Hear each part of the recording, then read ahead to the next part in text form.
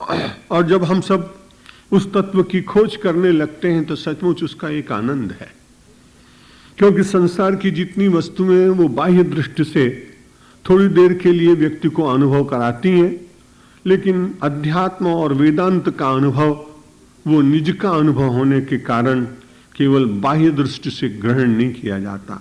जो वस्तुएं बाह्य दृष्टि से ग्रहण की जाती हैं वे छूट जाती हैं। ग्रहण काल में कई बार आनंद होता है और उनके वियोग होते समय कई बार जीव कष्ट का भी अनुभव करता है, लेकिन वेदांत का चिंतन करते हुए एक बार अपनी आत्मनिष्ठा में जीवित रहने वाला व्यक्ति अनुभव की गहराई में उतरने के कारण उसके सामने कुछ भय नहीं है कि कुछ मिला है तो छूट जाएगा। वहां छूटने का भय नहीं। जब वो निरंतर एक निष्ठा में जीने लगता है तो उसके हाथ से या उसके जीवन में से कुछ पृथक नहीं होता है।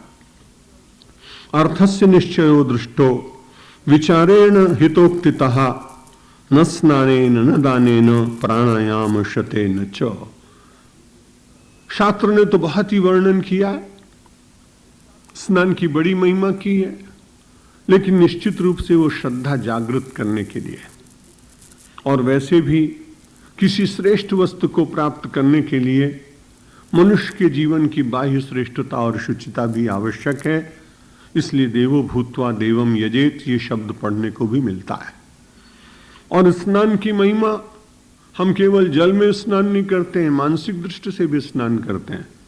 गंगा गंगेति यो ब्रूयात योजनानाम शतैरपि मुच्यते सर्व पापेभ्यो विष्णु लोकम सगच्छति।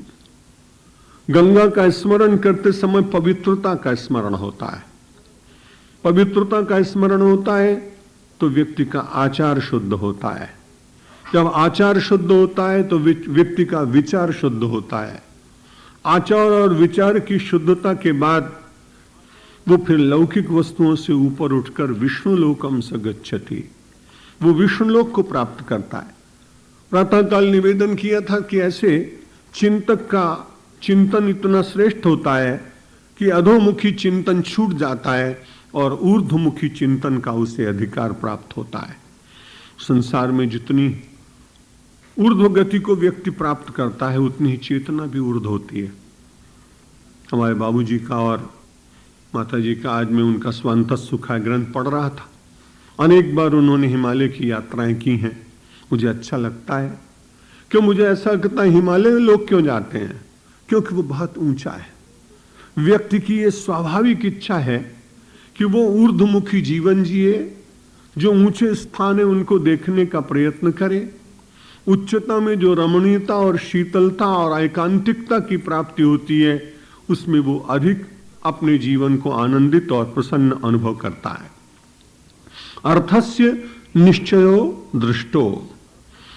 और बड़ी अच्छी बात कही कि संसार के लोग जो हैं वो मीठी मीठी बातें बहुत करते हैं, और कई बार ऐसा होता है कि आपको जो अच्छा लगता है उसका भी समर्थन कर देते हैं। अकबर की वो बात आपने सुनी होगी कि उनके साथ मातहत होने के कारण, उनका सेवक होने के कारण, उनके मंत्रिमंडल का सदस्य होने के कारण जब वो उधर से निकले तो उन्होंने देखा कि एक बहुत बड़ा खेत है और उसमें बहुत अच्छे सुंदर ताजे बैंगन लगे हुए हैं। उनको देखने के बाद बादशाह ने कहा, देखो कितना अच्छा ये शाक है। उसने कहा, महाराज जितने भाग्यशाली आप हैं उतना ही भाग्यशाली ये बैंगन। वो कैसे? बोले आपके सिर पर ताज है, इसके सिर पर ताज सबसे बढ़िया है, सुंदर में सुंदर, अच्छे में अच्छा। तो उन्होंने कहा कि चलो कल से इसका ही सेवन करते हैं, और उन्होंने खूब उसका सेवन करना प्रारंभ किया। कुछ शरीर में दर्द होने लगा तो उन्होंने वैद्य को बुलाया, हकीम को बुलाया और उससे पूछा, अस्वस्थता अनुभव कर रहा हूं। उसने कहा, बादी होने वाली कोई वस्तु आपने बहुत अधिक खाई? तो उन्होंने कहा कि हमारे मंत्री ने बहुत प्रशंसा की, इसलिए मैंने एक ही प्रकार के शाक का सेवन किया है और नाम बताया। कहा, इसी के कारण आपको अधिक कष्ट हुआ, इसलिए आप इसका थोड़ा परित्याग करिए। उद्विग्न हुआ चित्त बादशाह का। उन्होंने कहा, बुलाओ बीरबल को। बीरबल आए। बीरबल ने से कहा कि तुमने तो बड़ी प्रशंसा की थी, परिणाम तो बड़ा अमंगलकारी और कष्टकारी हुआ। उसने कहा सरकार क्या कहें, इस बैंगन से ज्यादा कुछ बुरा है ही नहीं। यदि बुरा ना होता तो इसके सिर पर भगवान ने खूंटा क्यों ठोक दिया होता। बादशाह ने कहा तुम बड़े विचित्र मालूम पड़ते हो।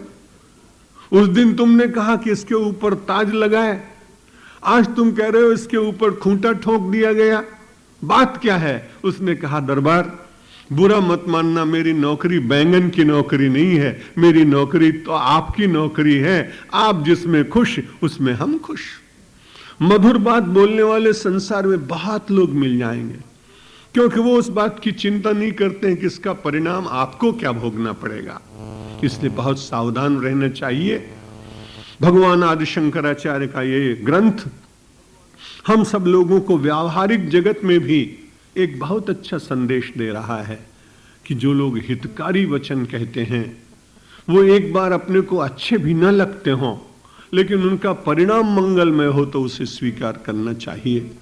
और वेदांत का दर्शन कराने वाला आचार्य, साधु, महात्मा, साधक, वो तो निरंतर विचार करते हुए अर्थस्य विषयो दृष्टो, अर्थस्य निश्चयो दृष्टो, विचारेण हितोक्तितः, हित पूर्वक जो बात कही गई है तो संसार में प्रायः सभी लोग कहेंगे कि संसार की वस्तुएं एकत्र करनी चाहिए।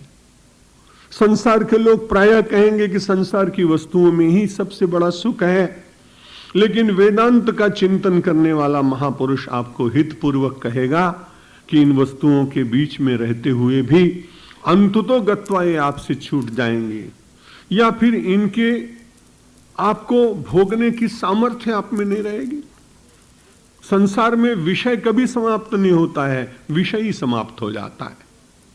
और इसीलिए नीतिकार ने कहा कि भोगा न भुक्ता वयमेव भुक्ता, तपो न तपता वयमेव तपता, कालो न यातो वयमेव, तृष्णा न जीर्णा वयमेव जीर्णा, कालो न यातो वयमेव याता।